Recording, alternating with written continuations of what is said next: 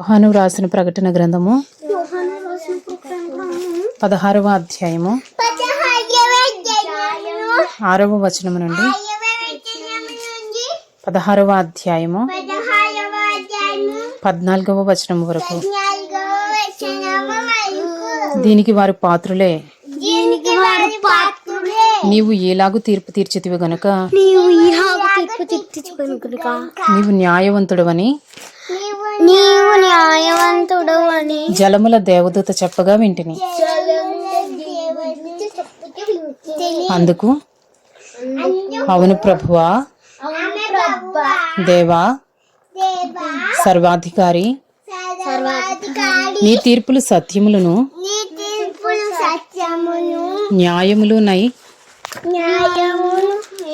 ఉన్నవని బలిపీఠము చెప్పుట వింటిని. 4వ దూత తన పాత్రను సూర్యుని మీద కుమ్మరింపగా మనుషులను అగ్నితో కాల్చుటకు సూర్యునికి అధికారము ఇయ్యబడెను. కాగా మనుషులు తీవ్రమైన వేడిమితో కాలిపోయి ఈ తెగుళ్ళ మీద అధికారము గల దేవుని నామమును దూషించిరి గాని ఆయనను మహిమపరచునట్లు వారు మారు మనసు పొందిన వారు కారు. 5వ దూత తన పాత్రను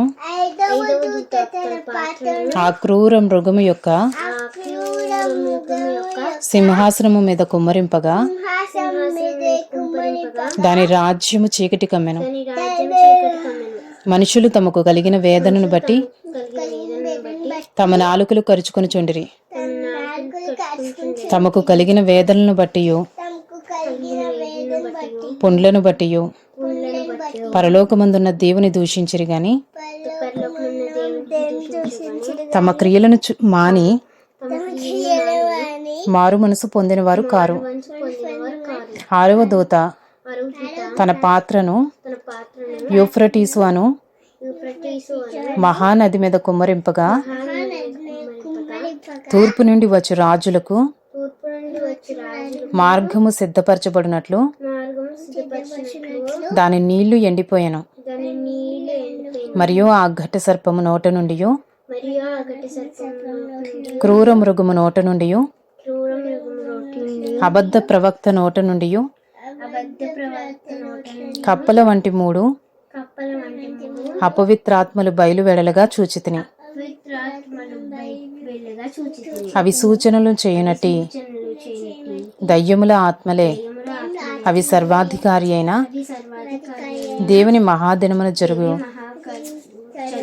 యుద్ధమునకు లోకమంతటా ఉన్న రాజులను పోగు చేయవలెనని వారి యొద్దకు బయలువెళ్ళి హెబ్రీ భాషలో హర్ మెగిద్దోనను చోటుకు వారిని పోగు చేశాను.